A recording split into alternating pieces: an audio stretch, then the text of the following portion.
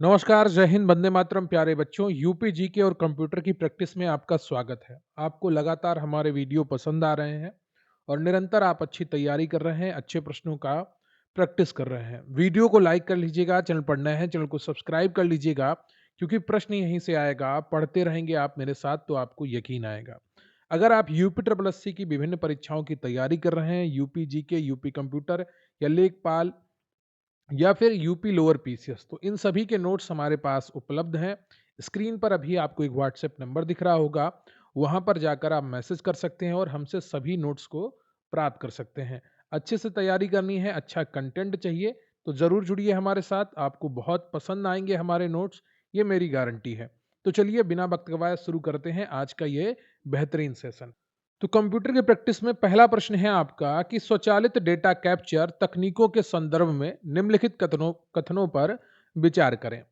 पहला है कि आरएफआईडी रेडियो फ्रीक्वेंसी आइडेंटिफिकेशन तकनीकी रेडियो तरंगों का उपयोग करके वस्तुओं की पहचान करती है और इसके लिए लाइन ऑफ साइट यानी स्कैनर के ठीक सामने होने की आवश्यकता नहीं होती है। दूसरा है QR code, quick response code इसका फुल फॉर्म होता है। एक टू डायमेंशनल यानी कि 2D बार कोड है, जो पारंपरिक 1D बार कोड की तुलना में बहुत अधिक डेटा जैसे यूआरएल टेक्स्ट स्टोर कर सकता है। तो इसका सही उत्तर हो जाएगा आपका ऑप्शन सी। उपर्युक्त दोनों कथन सही हैं। आरएफआईडी तकनीकी ये फास्टैग में प्रयोग होती है, रेडियो तरंगों पर काम करती है। बारकोड स्कैनर के विपरीत इसे पढ़ने के लिए स्कैनर के ठीक सामने होना जरूरी नहीं है। क्यूआर कोड जो है वो 1994 में डेंसो वेब द्वारा विकसित किया गया था। यह एक 2D मैट्रिक्स बारकोड है जो भारी मात्रा में वर्टिकल और हॉरिजॉन्टल डेटा सुरक्षित रख सकता है। अगला प्रश्न है आपका कि माइक्रोसॉफ्ट एक्सेल MS एक्सेल 365 में वह कौन सा अत्याधुनिक फंक्शन है जो वर्टिकल और हॉरिजॉन्टल दोनों दिशाओं में डेटा खोजने की सुविधा देता है और जिसे बी लुकअप व एच लुकअप का सबसे उन्नत विकल्प माना जाता है। तो सही उत्तर है आपका X lookup. X lookup Microsoft Excel का एक नया और बहुत शक्तिशाली फंक्शन है, जिसे बी लुकअप और एच लुकअप की सीमाओं को दूर करने के लिए लाया गया है। ये किसी भी दिशा बाएं से दाएं या दाएं से बाएं में खोज कर सकता है और डिफॉल्ट रूप से सटीक मिलान खोजता है। ये नवीनतम UP triple SC office automation syllabus का एक महत्वपूर्ण हिस्सा है। ठीक है, MS ऑफिस के एक आधे प्रश्न आपको देखने को मिलते हैं हर परीक्षा में, तो ध्यान रखिएगा।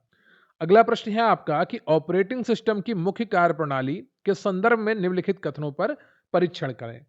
मल्टी प्रोग्रामिंग ओएस में सीपीयू एक ही समय में मुख्य मेमोरी रैम में मौजूद कई प्रोग्रामों को निष्पादित करने का प्रयास करता है, जिससे सीपीयू का खाली समय कम हो जाता है। दूसरा बिंदु है कि कर्नल ऑपरेटिंग सिस्टम का वह मुख्य भाग है जो हार्डवेयर और सॉफ्टवेयर के बीच संचार स्थापित करता है। तो सही उत्तर है आपका सी, दोनों सही है। ये दोनों पॉइंट आपको याद रखनी चाहिए। दूसरा तो बहुत ही ज्यादा इंपॉर्टेंट है, कई बार एग्जाम में पूछा भी गया है। मल्टी प्रोग्रामिंग का मुख्य उद्देश्य सीपीयू का अधिकतम उपयोग करना है। जब एक प्रोग्राम इनपुट आउटपुट के लिए रुकता है तो सीपीयू दूसरे प्रोग्राम पर स्विच कर लेता है। कर्नेल ओएस का हृदय होता है। जब कंप्यूटर बूट होता है तो सबसे पहले कर्नेल ही मेमोरी में लोड होता है और सिस्टम रिसोर्सेज का प्रबंधन करता है। अगला प्रश्न है आपका कि इंटरनेट संचार में डेटा पैकेट्स को रूट करने के लिए उपयोग किए जाने वाले IPv4 हेडर का न्यूनतम आकार कितने बाइट्स का होता है। तो सही उत्तर है आपका 20 बाइट्स। ठीक है, न्यूनतम आकार की बात की गई है। IPv4 पैकेट हेडर का न्यूनतम आकार 20 बाइट्स का होता है और विकल्पों के साथ यह अधिकतम 60 बाइट्स तक हो सकता है। IPv4 एड्रेस स्वयं 32 बिट्स यानी 4 बाइट्स का होता है, लेकिन पैकेट हेडर में source IP, destination IP, TTL time to live और अन्य जानकारी शामिल होती है। IPv6 का हेडर आकार निश्चित रूप से 40 बाइट्स का होता है। ठीक है, बिग डेटा प्रोसेसिंग के क्षेत्र में प्रयुक्त होने वाले सबसे प्रसिद्ध ओपन सोर्स फ्रेमवर्क हडूप के दो मुख्य घटक कौन से हैं। हडूप भी आपके एग्जाम में पूछा गया है यूपी के द्वारा। तो सही उत्तर है आपका ऑप्शन ए, HDFS और मैप रिड्यूस। HDFS का फुल फॉर्म होता है Hadoop distributed file system. Hadoop विशाल मात्रा में डेटा को स्टोर और प्रोसेस करने के लिए एक ढांचा है, फ्रेमवर्क है। तो बिग डेटा से जुड़ा हुआ ये प्रश्न है। इसके दो सबसे महत्वपूर्ण भाग हैं, एचटीएफएस यानी कि डेटा को विभिन्न सर्वरों पर डिस्ट्रीब्यूट करने करके स्टोर करने के लिए, और मैप रिड्यूस होता है डेटा को समानांतर रूप से प्रोसेस करने वाला एल्गोरिथम। अगला प्रश्न है आपका कि ईमेल संचार और सुरक्षा के संदर्भ में निम्नलिखित कथनों पर विचार करें। ईमेल संदेशों को एन्क्रिप्ट करने और गोपनीयता बनाए रखने के लिए पीजीपी तकनीकी का उपयोग किया जाता है। पीजीपी यानी कि pretty good privacy. Email address में यूजर नेम को डोमेन नेम से अलग करने के लिए चिन्ह का उपयोग सबसे पहले रे टॉमलिंसन द्वारा किया गया था। तो इनमें से कौन से बिंदु सही है आपसे पूछा गया है। दोनों बिंदु सही हैं और ये आप नई चीजें पढ़ रहे हैं, ठीक है। इससे पहले आपने ईमेल को एनक्रिप्ट करने की चीज शायद ही कहीं पढ़ी हो। तो नए कंटेंट भी मैं आपके लिए लेकर आ रहा हूं, बहुत कम किताबों में ऐसी चीजें देखने को मिलेंगी आपको। तो ईमेल संदेशों को एनक्रिप्ट करने और गोपनीयता बनाए रखने के लिए पीजीपी तकनीकी का उपयोग किया जाता है। ये इंपॉर्टेंट है, ध्यान रखिएगा। पीजीपी यानी कि प्रेटी गुड प्राइवेसी एक बहुत प्रसिद्ध एन्क्रिप्शन प्रोग्राम है जो ईमेल को रास्ते में हैकर्स द्वारा पढ़े जाने से बचाता है। रे टॉमलिंसन, जिन्हें ईमेल का आविष्कारक माना जाता है, उन्होंने 1971 में अर्पानेट पर पहला नेटवर्क ईमेल भेजा था और @ का चयन किया था। अगला प्रश्न है आपका कि माइक्रोसॉफ्ट वर्ड में किसी दस्तावेज के अंत में पाद टिप्पणी सम्मिलित करने के लिए किस शॉर्टकट कुंजी का उपयोग किया जाता है। तो सही उत्तर है आपका option B, Alt+Ctrl+F।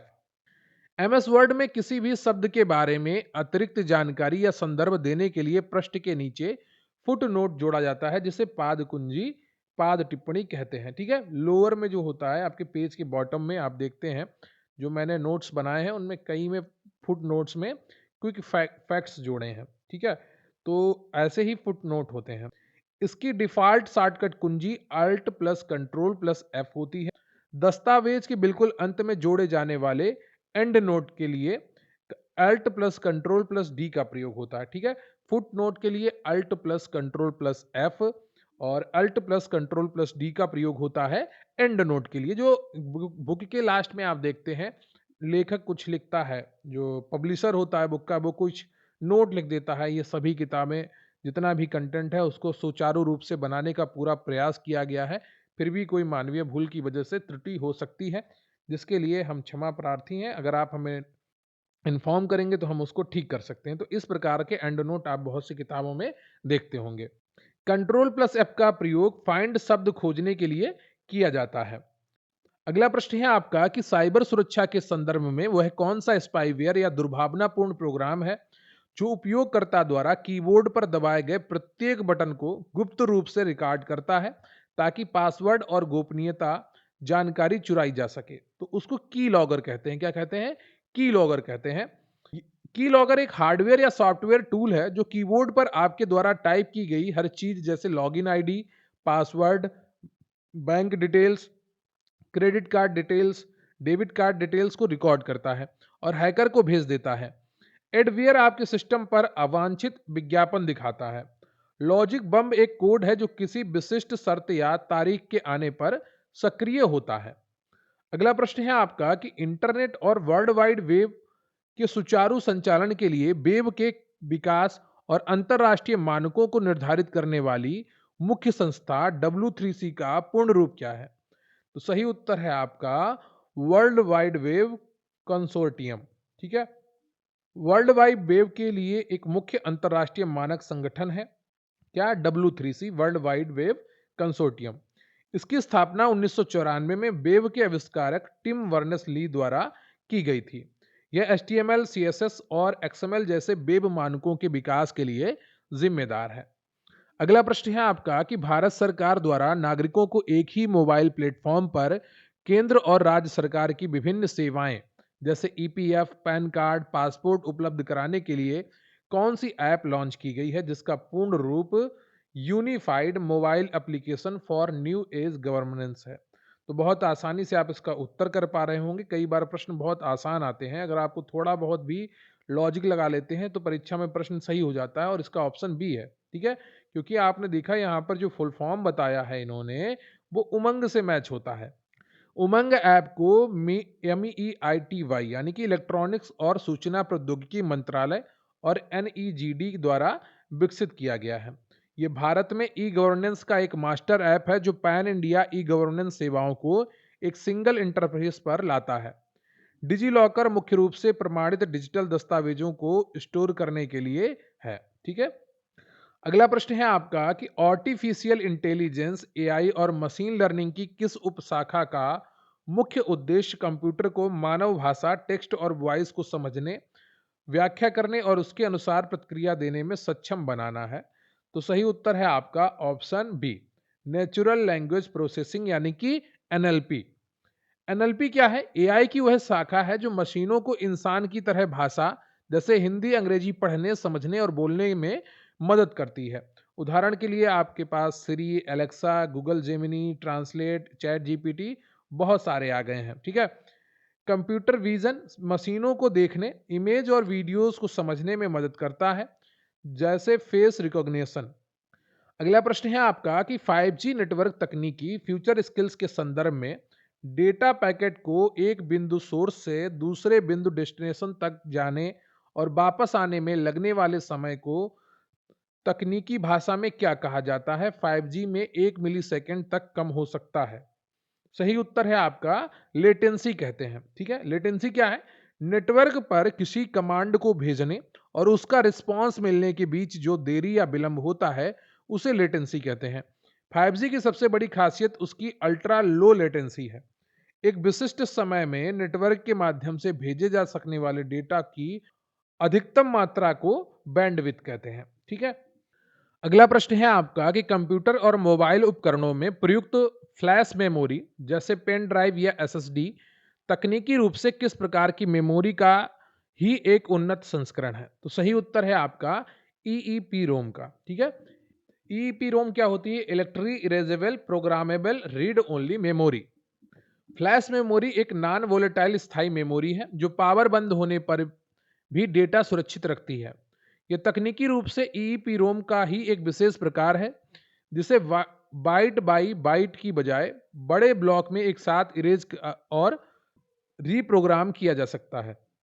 SSD solid state drive और यूएसबी फ्लैश ड्राइव इस तकनीकी पर काम करते हैं।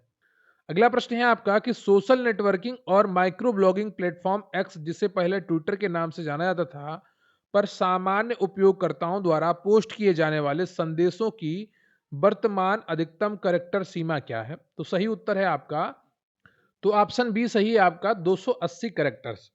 शुरुआत में ट्विटर पर संदेशों को अधिकतम सीमा 140 कैरेक्टर थी। वर्ष 2017 में इसे बढ़ाकर 280 कैरेक्टर कर दिया गया है, जो सामान्य उपयोगकर्ता के लिए आज भी लागू है।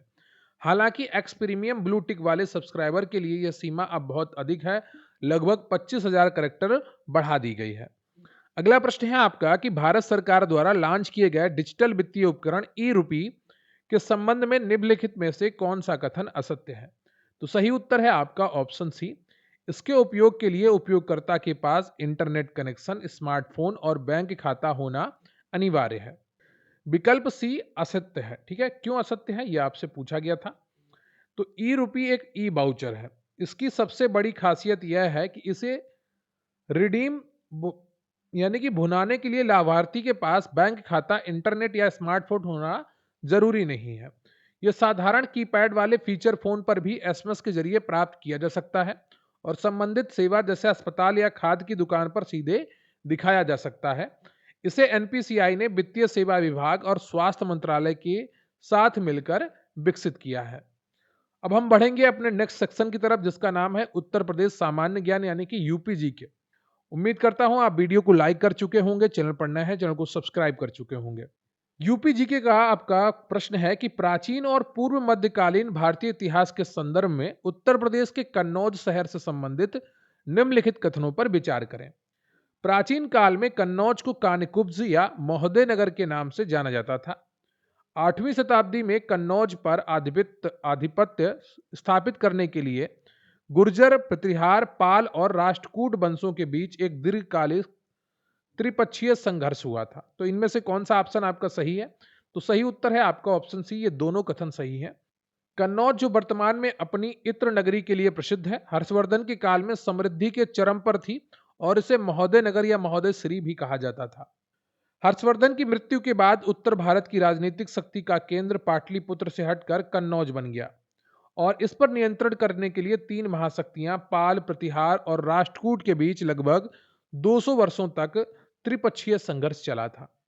अगला प्रश्न है आपका कि उत्तर प्रदेश में स्थित मुगल कालीन वास्तुकला के संदर्भ में निम्नलिखित कथनों का परीक्षण करें। आगरा के पास सिकंदरा में स्थित अकबर के मकबरे का निर्माण कार्य उसके पुत्र जहांगीर द्वारा पूरा करवाया गया था। इत्माद उद दौला का मकबरा आगरा में स्थित है और यह भारत में पूर्ण रूप से सफेद संगमरमर में बनी पहली इमारत मानी जाती है। तो सही उत्तर है आपका ऑप्शन सी, एक और दोनों आपके ऑप्शन सही हैं। अकबर ने अपने मकबरे का निर्माण खुद शुरू करवाया था, लेकिन 1605 में उसकी मृत्यु के बाद जहांगीर ने इसे 1613 में पूरा किया। इत्मादुद्दौला नूरजहां के पिता का मकबरा नूरजहां द्वारा बनवाया गया था। यह ताजमहल से भी पहले बना था और इसमें पहली बार पियट्रा ड्यूरा नामक संगमरमर पर कीमती पत्थरों की जड़ाई की तकनीकी का बड़े पैमाने पर उपयोग किया गया। अगला प्रश्न है आपका कि वीर रस से परिपूर्ण आल्हा लोक गायन की परंपरा उत्तर प्रदेश के किस क्षेत्र में सबसे अधिक लोकप्रिय है, जो महोबा के दो वीर भाइयों के युद्ध वीरता का वर्णन करती है। अब यहाँ पर आपको महोबा बता दिया गया है, तो बहुत आसानी से आप पहचान सकते हैं कि महोबा किस खंड में आता है, किस क्षेत्र में आता है। सही उत्तर है आपका ऑप्शन बी, बुंदेलखंड। आला वीर रस की एक प्रसिद्ध लोकगीत है जो पूरे बुंदेलखंड क्षेत्र विशेषकर महोबा में गाया जाता है। ये चंदेल राजा परमार्थ देव के सेनापति आह्ला और उदल द्वारा लड़े गए 52 युद्धों की गाथा है। पूर्वांचल में बिरहा और ब्रज क्षेत्र में रसिया गायन बहुत लोकप्रिय है। अगला प्रश्न है आपका कि उत्तर प्रदेश में आयोजित होने वाले प्रमुख मेलों, महोत्सवों और उनके स्थान का कौन सा युग्म सही सुमेलित नहीं है। तो सही उत्तर है आपका ऑप्शन बी, ध्रुपद मेला लखनऊ। विकल्प बी गलत है। ध्रुपद मेला भारतीय शास्त्रीय संगीत का एक बहुत बड़ा आयोजन है जो वाराणसी तुलसी घाट में प्रतिवर्ष आयोजित किया जाता है। लखनऊ में यह नहीं होता है।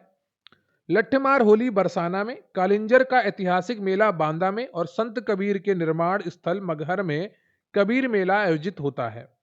ध्रुपद मेला 5 दिनों तक चलने वाला मेला है, ठीक है, और ये एक संगीत का उत्सव है।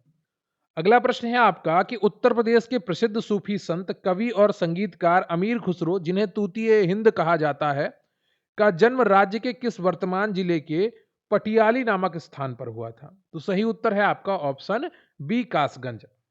अमीर खुसरो का जन्म वर्ष 1253 में पटियाली में हुआ था।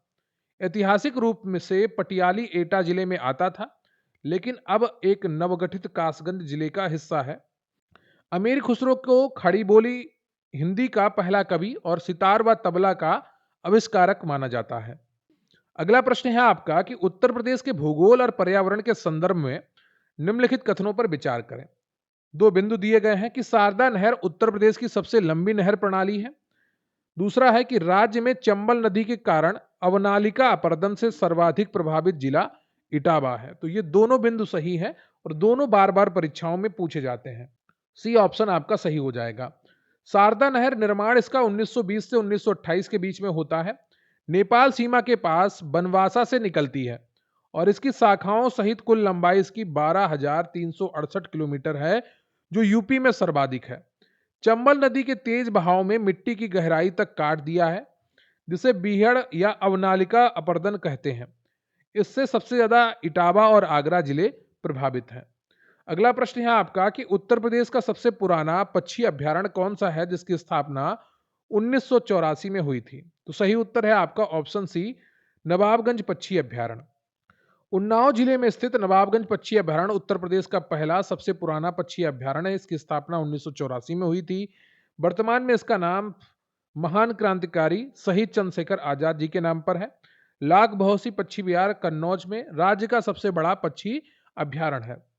अगला प्रश्न है आपका कि उत्तर प्रदेश में अफीम की खेती मुख्य रूप से बाराबंकी और गाजीपुर जिलों में की जाती है। राज्य की एकमात्र अफीम फैक्ट्री कहां स्थित है? तो यह स्थित है आपकी गाजीपुर में। उत्तर प्रदेश में अफीम का सबसे बड़ा उत्पादक जिला बाराबंकी है, जबकि अफीम की खेती गाजीपुर में भी होती है। राज्य का एकमात्र ब्रिटिशकालीन अफीम फैक्ट्री गाजीपुर जिले में स्थित है।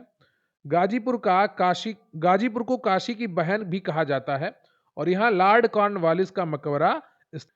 अगला प्रश्न है आपका कि एक जिला एक उत्पाद ओडीपी योजना के तहत शिल्प और उत्पादों के संबंध में निम्नलिखित में से कौन सा युग्म सही सुमेलित नहीं है। तो सही उत्तर है आपका मैनपुरी। मैनपुरी बांसुरी के लिए प्रसिद्ध नहीं है, ठीक है। पीलीभीत उत्कृष्ट बांसुरी के लिए जाना जाता है।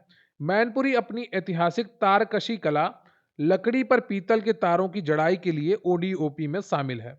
महोबा का गौरा पत्थर और संभल की सींग शिल्प बिल्कुल सही है। अगला प्रश्न है आपका कि उत्तर प्रदेश की खनिज संसाधनों के संबंध में निम्नलिखित कथनों का परीक्षण करें। उत्तर प्रदेश में यूरेनियम के सीमित भंडार ललितपुर जिले में पाए जाते हैं, बिल्कुल सही बात है। अग्नि प्रतिरोधी खनिज एस्बेस्टस मुख्य रूप से मिर्जापुर और झांसी जिलों में पाया जाता है। तो सही उत्तर है आपका सी, 1 और 2 दोनों। एस्बेस्टस एक रेशेदार सिलिकेट खनिज है जो आग और गर्मी का कुचालक है। यह मुख्य रूप से मिर्जापुर और बुंदेलखंड की झांसी क्षेत्र में पाया जाता है। अगला प्रश्न है आपका कि भारत का पहला और सबसे लंबा राष्ट्रीय जलमार्ग एक गंगा भागीरथी हुगली नदी प्रणाली पर स्थित है। यह उत्तर प्रदेश के किस शहर से पश्चिम बंगाल के हल्दिया तक विस्तृत है। तो यह प्रयागराज से, ठीक है। राष्ट्रीय जलमार्ग एक NW1 भारत का पहला सबसे लंबा जलमार्ग है जिसकी कुल लंबाई 1620 किलोमीटर है। यह उत्तर प्रदेश के प्रयागराज इलाहाबाद से शुरू होकर गंगा नदी से होते हुए पश्चिम बंगाल के हल्दिया बंदरगाह तक जाता है। यह जलमार्ग उत्तर प्रदेश, बिहार, झारखंड और पश्चिम बंगाल से होकर गुजरता है। अगला प्रश्न है आपका कि उत्तर प्रदेश सरकार द्वारा राज्य की अर्थव्यवस्था को $1 ट्रिलियन का बनाने की महत्वाकांक्षा लक्ष्य को प्राप्त करने के लिए रोड मैप तैयार करने हेतु किस अंतरराष्ट्रीय परामर्श कंपनी को नियुक्त किया गया है। तो सही उत्तर है आपका बी, डेलाइट इंडिया। इस लक्ष्य का समयबद्ध तरीके से हासिल करने की रणनीति तैयार करने के लिए राज्य सरकार ने डेलाइट इंडिया को अपना सलाहकार नियुक्त किया है। अगला प्रश्न है आपका कि उत्तर प्रदेश की बुक्सा या भोक्सा जनजाति के संदर्भ में निम्नलिखित कथनों पर विचार करें। बुक्सा जनजाति मुख्य रूप से राज्य के बिजनौर जिले में पाई जाती है। इस जनजाति के समाज में हिंदुओं के समान अनुलोम प्रतिलोम विवाह की प्रथा भी प्रचलित है। क्या यह सही है। तो सही उत्तर है आपका ऑप्शन सी, ये दोनों कथन सही है। बुक्सा या भोक्सा जनजाति मुख्य रूप से तराई क्षेत्र के बिजनौर और आगरा जिले के कुछ छोटी बस्तियों में पाई जाती है। ये स्वयं को राजपूत हिंदू मानते हैं। इनमें गोत्र व्यवस्था पाई जाती है और अनुलोम प्रतिलोम विवाह की परंपरा भी देखी जाती है। इनकी प्रमुख देवी चामुंडा माता है। अगला प्रश्न है आपका कि उत्तर प्रदेश के ललितपुर जिले में स्थित देवगढ़ का दशावतार मंदिर किस काल की वास्तुकला का एक उत्कृष्ट उदाहरण है जो मुख्य रूप से भगवान विष्णु को समर्पित है। तो सही उत्तर है आपका ऑप्शन सी, गुप्त काल। देवगढ़ का दशावतार मंदिर प्राचीन भारत में गुप्त काल की बेहतरीन पत्थर की वास्तुकला का उदाहरण है। यह भारत के सबसे पुराने ज्ञात पंचायतन शैली के मंदिरों में से एक है। यह बेतवा नदी के तट पर ललितपुर जिले, पहले झांसी का हिस्सा में स्थित है। इसमें भगवान विष्णु को शेषनाग पर शयन करते हुए दर्शाया गया है। अगला प्रश्न है आपका कि राज्य में कृषि अनुसंधान और शिक्षा की दिशा देने वाला उत्तर प्रदेश कृषि अनुसंधान परिषद का मुख्यालय कहाँ स्थित है। तो सही उत्तर है आपका ऑप्शन सी, लखनऊ में। इसकी स्थापना 1989 में की गई थी, राज्य में कृषि शोध को बढ़ावा देने के लिए। कानपुर में चंद्रशेखर आजाद कृषि एवं प्रौद्योगिकी विश्वविद्यालय स्थित है। मेरठ में सरदार वल्लभ भाई पटेल कृषि एवं प्रौद्योगिकी विश्वविद्यालय स्थित है। अगला प्रश्न है आपका कि पर्यटन और वन्यजीव संरक्षण को बढ़ावा देने के लिए उत्तर प्रदेश में भारत का पहला नाइट सफारी पार्क किस जिले के वन क्षेत्र में विकसित किया जा रहा है। तो सही उत्तर है आपका लखनऊ कुकरैल वन क्षेत्र में। उत्तर प्रदेश सरकार लखनऊ के कुकरैल वन क्षेत्र में सिंगापुर की तर्ज पर देश की पहली नाइट सफारी और एक नया चिड़ियाघर विकसित कर रही है। इटावा में पहले से ही लायन सफारी मौजूद है जो दिन में संचालित होती है। ग्रेटर नोएडा में एक समय नाइट सफारी प्रस्तावित थी, लेकिन अब कुकरैल लखनऊ का प्रोजेक्ट आधिकारिक रूप से सक्रिय है। अगला प्रश्न है आपका कि उत्तर प्रदेश के किस जिले में मकर संक्रांति के अवसर पर एक महीने तक चलने वाले प्रसिद्ध खिचड़ी मेला का आयोजन किया जाता है। तो ये आयोजन गोरखपुर में होता है और मकर संक्रांति के अवसर पर मुख्य रूप से गोरखपुर के प्रसिद्ध गुरु गोरखनाथ मंदिर परिसर में ये आयोजित होता है। ये नाथ संप्रदाय का सबसे बड़ा पर्व है, जहां देश विदेश और नेपाल से लाखों श्रद्धालु भगवान गोरखनाथ की खिचड़ी चढ़ाने आते हैं। प्रयागराज में माघ मेला, कुंभ, महाकुंभ और कुंभ पर आयोजित होता है। अगला प्रश्न है आपका कि उत्तर प्रदेश का कौन सा शहर अपने सुरमा उद्योग और लकड़ी के बांस फर्नीचर के लिए प्रसिद्ध है? तो सही उत्तर है आपका बरेली। बरेली को उसके प्रसिद्ध सुरमा, आंखों में लगाने वाला काजल उत्पादन के कारण सुरमा नगरी भी कहा जाता है। इसके अतिरिक्त यह शहर बांस और लकड़ी के फर्नीचर उद्योग के लिए विख्यात है, इसलिए इसे बांस बरेली भी कहा जाता है। सहारनपुर लकड़ी पर नक्काशी के लिए प्रसिद्ध है। अगला प्रश्न है आपका कि उत्तर प्रदेश की शासन प्रणाली और राज्य व्यवस्था के संदर्भ में निम्नलिखित कथनों पर विचार करें। उत्तर प्रदेश से भारत के प्रधानमंत्री बनने वाले पहले व्यक्ति पंडित जवाहरलाल नेहरू थे, जिन्होंने प्रयागराज यानी कि फूलपुर लोकसभा सीट का प्रतिनिधित्व किया था। स्वतंत्रता के बाद उत्तर प्रदेश में अब तक कुल 10 बार राष्ट्रपति शासन लगाया जा चुका है। तो क्या ये दोनों कथन सही है? जी बिल्कुल सही है। जब राज्य में राष्ट्रपति शासन लगता है तो सामान्यतः वहां पर अनुच्छेद 356 का प्रयोग किया जाता है। पहली बार 1968 में और अंतिम बार 2002 में यूपी में राष्ट्रपति शासन लगा था। भारत के पहले प्रधानमंत्री जवाहरलाल नेहरू उत्तर प्रदेश की फूलपुर सीट से जीतकर सांसद पहुंचे थे और उत्तर प्रदेश ने देश को 8 प्रधानमंत्री दिए हैं। तो वीडियो को लाइक कर लीजिएगा, चैनल पर नए हैं चैनल को सब्सक्राइब कर लीजिएगा, अपने दोस्तों के साथ वीडियो शेयर करिएगा, कमेंट करके हमें बताइएगा कि आज का ये सेशन कैसा लगा। 35 की 35 तैयारी जो आपकी चल रही है वो आपको कैसी लग रही है। रही बात आज के इस वीडियो की पीडीएफ की या हमारे चैनल पर उपलब्ध अन्य वीडियोस की पीडीएफ की, तो स्क्रीन पर अभी आपको व्हाट्सएप नंबर दिख रहा होगा, वहां पर आप मैसेज करके पूरी जानकारी प्राप्त कर सकते हैं। जब भी मैसेज करिए तो लेखपाल की चाहिए तो लेखपाल लिखिए, यूपीजी के कंप्यूटर चाहिए तो यूपीजी के कंप्यूटर लिखिए, लोअर पीसीएस का कंटेंट चाहिए तो लोअर पीसीएस व्हाट्सएप पे लिखा करिए। कृपया कॉल मत किया करें। जितना भी आप व्हाट्सएप पे मैसेज करेंगे आपको पूरी जानकारी सुचारू रूप से प्रोवाइड करवाई जाएगी। मिलेंगे फिर किसी अन्य वीडियो में, तब तक आप तैयारी करते रहिए, संघर्ष को मजबूती के साथ, मेहनत के साथ आगे बढ़ाते रहिए। सफलता आपकी कदम चूमेगी, ये मेरी गारंटी है। चलते हैं और मिलेंगे फिर किसी अन्य वीडियो में, तब तक के लिए जय हिंद, जय भारत।